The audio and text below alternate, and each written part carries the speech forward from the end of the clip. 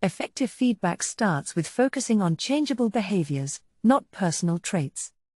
Comment on specific actions or words that can be observed and altered. Avoid discussing personal traits, as these can seem judgmental and create defensiveness. For instance, rather than saying be more professional, you could say attend meetings on time and dress appropriately. This approach makes your feedback clear and actionable. When giving feedback, be specific and descriptive. Clearly describe the behaviors that need improvement. Vague feedback is unhelpful and can be misinterpreted.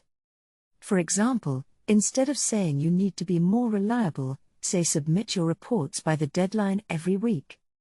This clarity helps the recipient understand exactly what needs to change. When giving feedback, avoid generalizations by being direct and clear. Offer precise feedback without soft pedaling or generalizing. Think of your feedback as a news report filled with facts, rather than an editorial filled with opinions.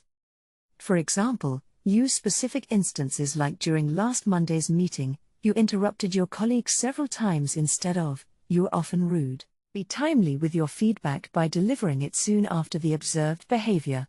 Delaying feedback can result in forgotten details and increased disagreement. For example, provide feedback right after a meeting, rather than waiting for a quarterly review.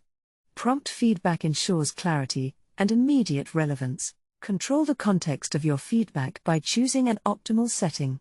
Use a neutral, confidential environment, and ensure there's adequate time for discussion. Pay attention to body language, and remain calm. For example, schedule a private meeting rather than giving feedback in a public or rushed setting. This helps ensure the feedback is received positively and constructively. Keep your feedback relevant and forward-focused by concentrating on current behaviors and future improvements, rather than past mistakes. This approach builds trust and fosters a positive outlook. For example, discuss strategies for timely report submissions going forward instead of dwelling on past delays. This helps the candidate see a clear path to improvement. Here are tips for effective feedback sessions. First, engage in dialogue by encouraging the recipient to share their perspective, which can reveal new insights and foster mutual understanding. Second, deliver feedback with care to ensure the recipient feels motivated and supported, not defeated. Lastly, use the feedback moment to build trust and commitment, ensuring the recipient feels valued and understood.